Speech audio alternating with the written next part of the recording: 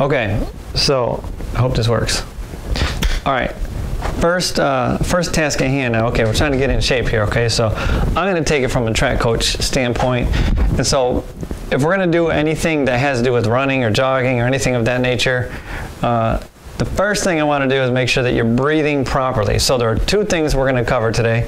Number one is where you breathe from, and number two is getting into a rhythm or a pattern of breathing that will allow you to continue to go and go and go and go without feeling as fatigued. All right, so okay, and then there's also posture that goes into it. So actually three things. All right, so first of all, I'm going to talk about posture. So when you're doing any kind of exercise or activity, you want to make sure that you have a straight line. Let me back up. You have a straight line from your head, through your shoulders, through your hips, all the way to your ankles, okay?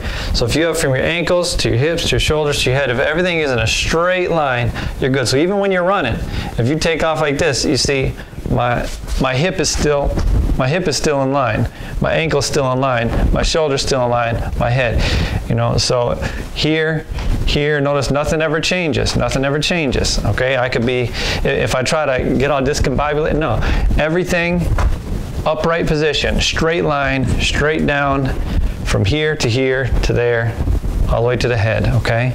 You don't want to ever lean forward like this. All right, you don't want to try to overarch the back like this.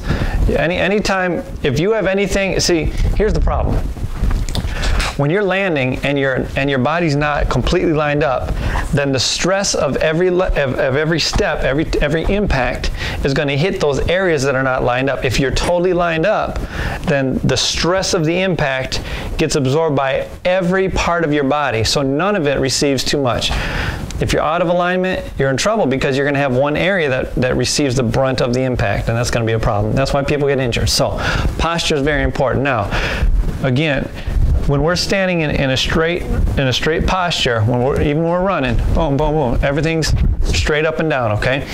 I want you to notice where we're breathing from, all right? So breathing, we often find ourselves breathing up high in our chest. That is not going to get it done when you're working on exercise of any sort, in particular like aerobic exercise or running or swimming. You don't want to ever breathe from your chest, okay? Your chest only has a small percentage of your overall lung capacity.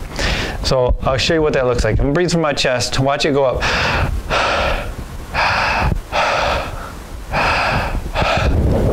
Now what you notice is my diaphragm actually shrinks a little. It caves in. See, that's not going to help us. So what we want to do, we want to breathe all the way down to the diaphragm, filling up the entire lung capacity. It's a slower breathing process, but it also allows your body to receive more oxygen. So here we go. So watch my hands when I breathe down all the way to my diaphragm.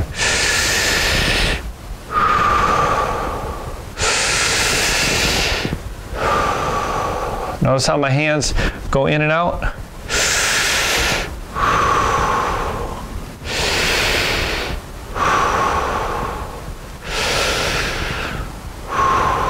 So we want to get all the oxygen. Now we're filling up our whole lungs. Notice how it goes a little bit slower. So now a lot of people like to breathe in their nose, out from their mouth. I really don't pay a lot of attention to that. Wherever I can get air, I'm going to get it, as long as I'm controlling it through where it's coming from. And I'm going to have a nice little pattern, nice little rhythm of how I'm breathing. So number one, we hit the posture.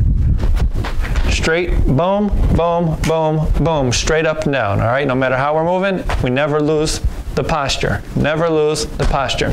Number two, breathe from down here. Not from up here. See, that's not even where it sounds stupid, but that also, you get tired faster. Right there. Okay. Now the third thing is we want to get into a rhythm. We want to get into a rhythm of breathing. So let's say we're running, okay? So now we're running.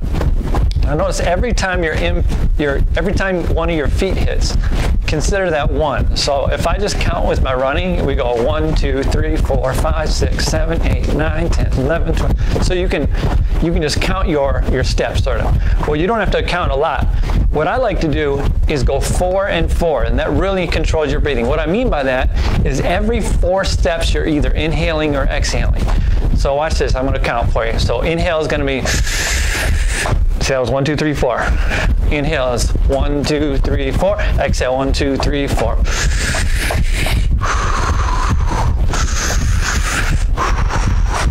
1, 2, 3, 4. 1, 2, 3, 4. In. 1, 2, 3, 4. Out. 1, 2, 3, 4.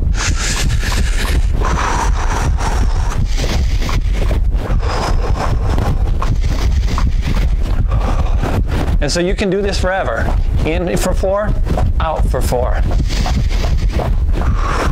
When I start to get tired, I'll go like in 3s. Never go into 2s though, because then you don't get any oxygen.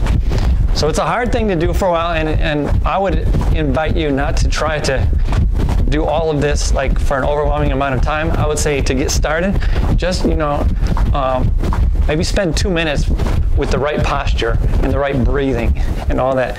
If you spend just a couple minutes throughout your workout, eventually have it be a greater percentage of the time, and before long, you're doing it all the way through all the time.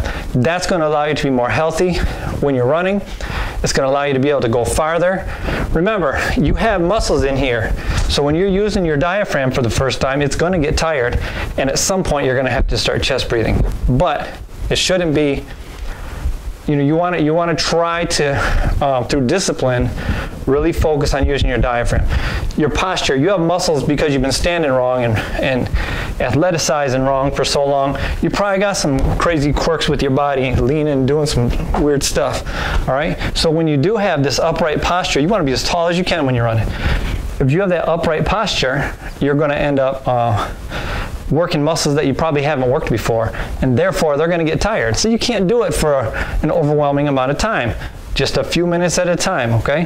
I invite, what I would say, especially if you're just starting to do some exercise or running, I would say 2 minutes of running followed by 5 minutes of walking. 2 minutes of running, 5 minutes of walking. But during those 2 minutes, make sure you do it absolutely right. Don't try to just do any old thing. Like, really concentrate on these things you're working on. Concentrate on that upright posture. Concentrate on breathing from here. Get your rhythm and make sure you're following it the whole 2 minutes. And then at the end of the 2 minutes, brisk walking. Walking is so good for you. And I tell people whenever they're done running, walk at least a quarter mile. Walk at least a quarter mile. That'll help the heart rate come down.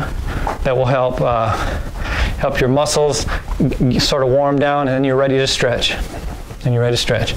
All right, so review. Number 1, posture.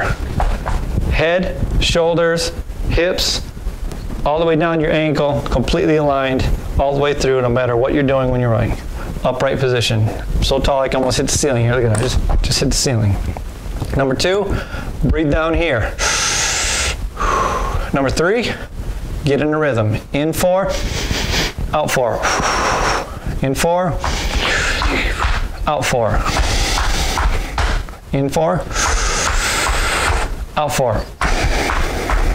Boom. There we go. Have a wonderful time. Let's see.